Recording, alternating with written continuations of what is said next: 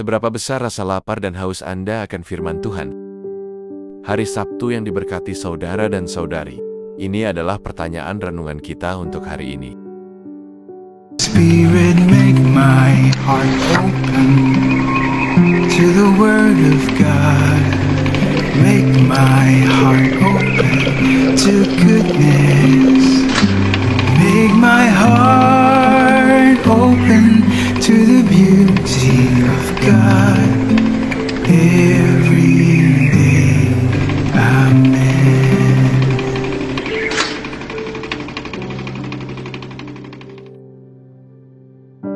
Santo Andreas Quintaiagon, Paulus Chong Ha Sang, dan sahabat mereka adalah 103 martir Katolik yang dieksekusi di Korea abad ke-19 karena iman mereka. Paus Yohanes Paulus yang kedua mengkanonisasi mereka pada 6 Mei tahun 1984. Selama kunjungannya ke Korea Selatan, hari raya peringatan untuk para martir ini adalah hari ini 20 September. Tidak seperti banyak negara lain, Korea tidak menemukan kekatolikan melalui misionaris asing, tapi melalui penduduk asli Korea yang menemukan teks Kristen di Cina. Santo Andreas Quintaiagon adalah imam pribumi pertama Korea. Lahir pada tahun 1821 dari keluarga bangsawan, dia adalah keturunan pengikut Katolik. Ayahnya Ignatius Kim menjadi martir pada tahun ke-1839. Dibaptis pada usia 15, Andreas menempuh jarak yang sangat jauh untuk belajar di seminari di Macau, Cina. Ia ditahbiskan menjadi imam di Shanghai pada tahun 1845 dan kembali ke Korea untuk melayani komunitas Kristen bawah tanah. Pada usia 25 dia ditangkap, disiksa dan dipenggal di dekat Seoul pada tahun ke-1846.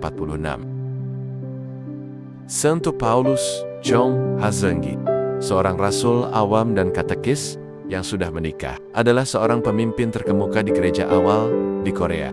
Dia pergi ke Beijing untuk memohon misionaris dan tanpa lelah bekerja untuk mempertahankan komunitas Kristen yang teraniaya di Korea. Dia menulis pembelaan yang kuat terhadap iman Katolik untuk pemerintah Korea. Dia menjadi martir pada tahun 1839 pada salah satu penganiayaan besar. Dinasti Joseon menekan iman Kristen, menganggapnya sebagai ancaman bagi legitimasi dan kekuasaannya. Penindasan ini menyebabkan penganiayaan kekerasan, terutama pada tahun 1839, 1846, dan 1867, di mana ribuan yang kebanyakan orang awam memberikan hidup mereka untuk Kristus. Kisah mereka menekankan peran penting kaum awam di gereja, karena sebagian besar martir tersebut adalah pria dan wanita awam.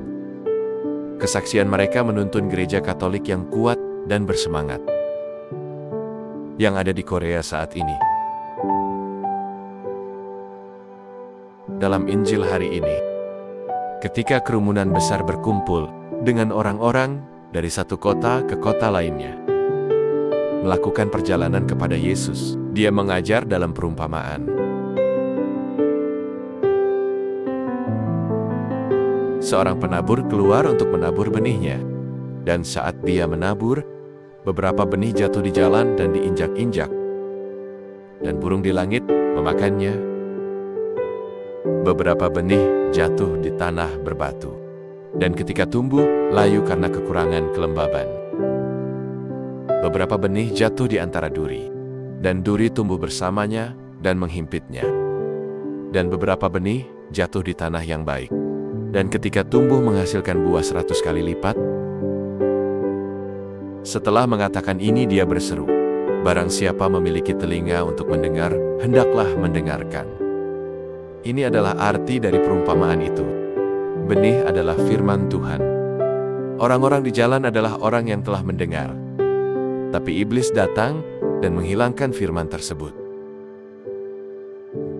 dari dalam hati mereka, agar mereka tidak percaya dan diselamatkan. Mereka yang berada di tanah berbatu adalah orang yang ketika mereka mendengar firman itu, menerimanya dengan sukacita, tetapi mereka tidak berakar. Mereka percaya hanya untuk sementara waktu, dan gugur ketika godaan datang. Adapun benih yang jatuh di semak duri, merekalah yang mendengar firman, tapi seiring berjalannya waktu, mereka terhimpit oleh kecemasan, kekayaan, dan kesenangan hidup, dan mereka gagal menghasilkan buah yang matang. Tapi untuk benih yang jatuh di tanah yang subur, merekalah yang ketika mereka mendengar firman itu, merangkulnya dengan murah hati dan dalam hati yang baik, dan berbuah dalam ketekunan.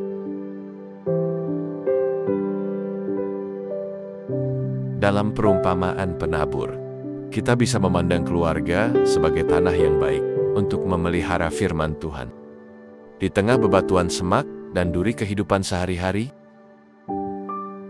keluarga harus secara aktif menyiapkan tanah mereka melalui doa, sakramen, dan pertumbuhan rohani untuk memastikan benih iman diterima, berakar dan menghasilkan 100 kali lipat panen kebajikan dan perbuatan baik, daripada terhimpit oleh gangguan duniawi atau jatuh dalam pencobaan.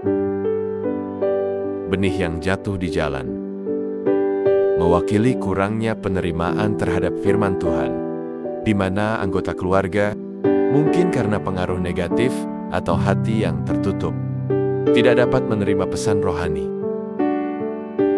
Sementara benih yang jatuh di tanah berbatu mencerminkan komitmen dangkal mereka, yang mungkin awalnya menyambut Injil dengan semangat, tapi tidak memiliki kedalaman rohani untuk menanggung cobaan atau godaan.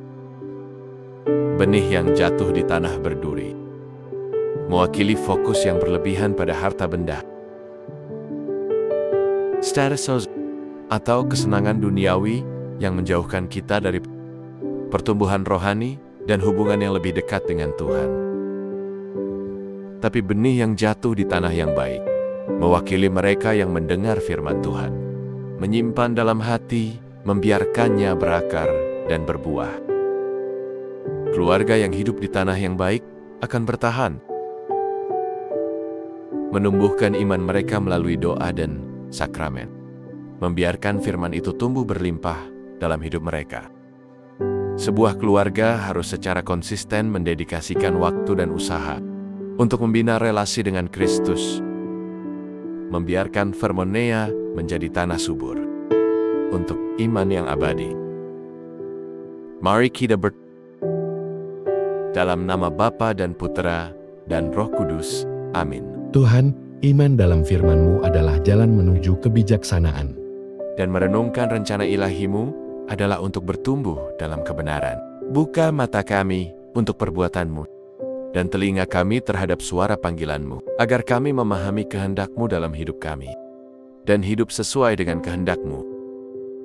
Yesus, Raja belas kasih, kami percaya padamu. Amin. Dalam nama Bapa dan Putera dan Roh Kudus. Amin. Tuhan memberkati keluarga Anda, saudara dan saudari. Tuhan memberkati Gereja Katolik kita dan Couples for Christ.